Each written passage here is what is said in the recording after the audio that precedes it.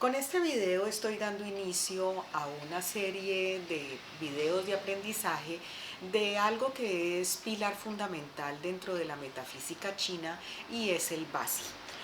Nosotros no tenemos una traducción literal de esta palabra y es conocida en el medio toda esta ciencia o esta técnica como astrología china, pero lo que iremos aprendiendo es que no le hace honor a toda la sabiduría.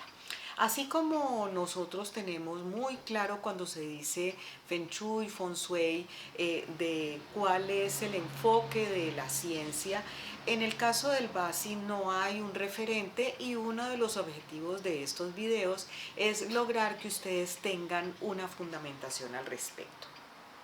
Para hablar de Basi tengo inicialmente que hablar del tiempo. El tiempo, y por eso tengo un reloj detrás mío, el reloj de mi bisabuelo, que luego les contaré la historia, es un factor que permea absolutamente todas las actividades, rige día y noche, el movimiento de las estrellas, las cosas se envejecen, uno se envejece. Sin embargo, comprender este tiempo no fue una tarea fácil para la humanidad. Era una cosa no tangible que se metía en absolutamente todo y que su manejo era muy difícil, muy complejo y por obvias razones esto fue un tema muy importante en la antigüedad y por ende en el mundo chino también.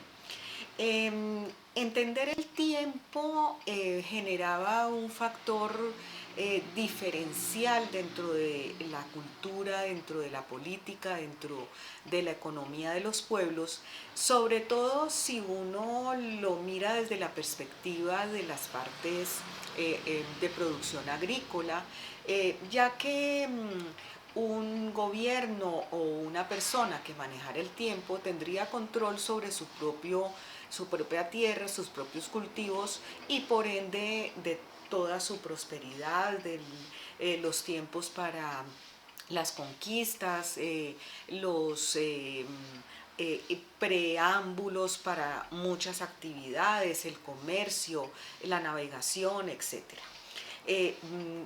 De esta necesidad nacen los calendarios del mundo.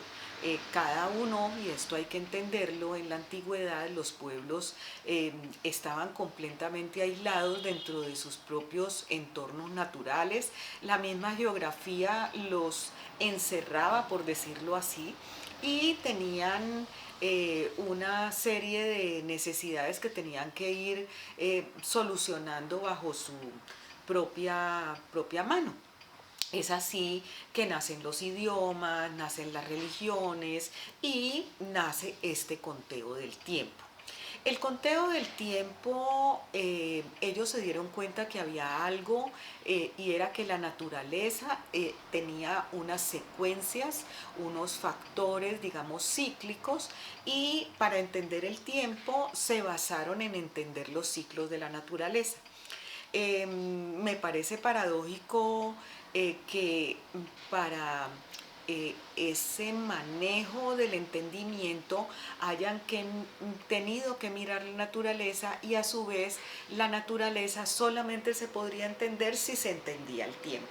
Bueno, parece un juego de palabras, pero es, digamos, algo como filosófico para reflexionar. Bueno, en ese orden de ideas, digamos, el factor tiempo generó unos movimientos mitológicos, unos pensamientos religiosos, de ahí es que nacen los dioses, por ejemplo, Cronos, griego, Saturno en Roma, la diosa Nut en Egipto, y salen todos los calendarios que han sobrevivido a nuestros tiempos, pero muchos se deben haber perdido digamos, en los trasfondos de las destrucciones de los pueblos. Está el calendario maya, que lo conocemos mucho, tenemos la piedra del sol del calendario azteca y nosotros tenemos un calendario que es el calendario gregoriano. Pues bien, los chinos también desarrollaron un calendario, este calendario se llama el calendario Hasia. Es un calendario muy complejo, pero a la vez muy hermoso. Digo que es muy complejo porque no solamente tiene el factor conteo, que es el mismo que podríamos decir que nosotros tenemos, o sea, estamos en el 2019, 2020, 2021, 2022, o estamos en el día 1, 2, 3 de cada mes, y tenemos como una especie de recorrido secuencial. Las 12, la 1, las 2, las 3, en este momento la hora que tengamos en vigencia, y tenemos relojes, tenemos calendarios para poderlo entender. Bueno, pero volviendo al calendario chino, este calendario no solamente se dedicó a ese conteo del tiempo, sino que a cada uno de esos conteos le anexó el poder comprender los factores de calidad y cualidades de ese tiempo.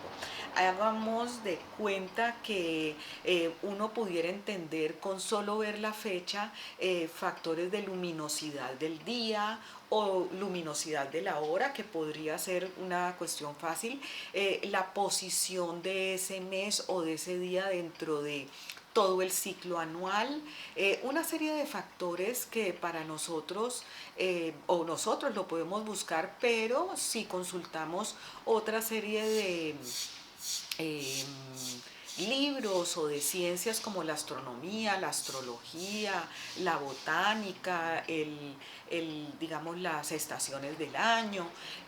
Pero entonces entendámoslo en su complejidad, precisamente lo que les estoy diciendo, de fusionar no solamente el conteo, sino la calidad del tiempo. Esta complejidad tan valiosa y tan maravillosa fue exaltada cuando fue declarado Patrimonio Inmaterial de la Humanidad a este calendario Hasia de las 24 estaciones.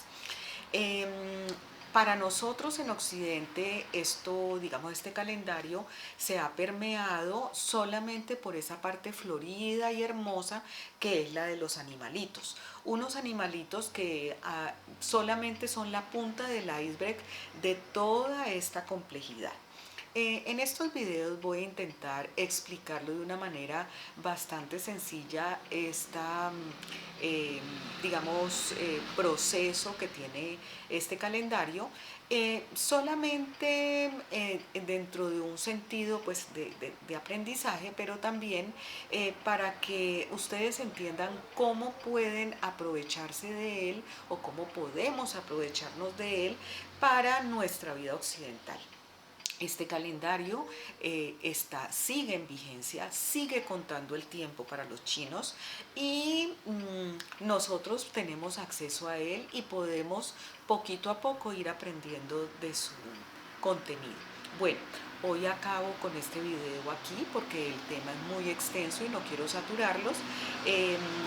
Sigan toda la secuencia en mi canal de YouTube.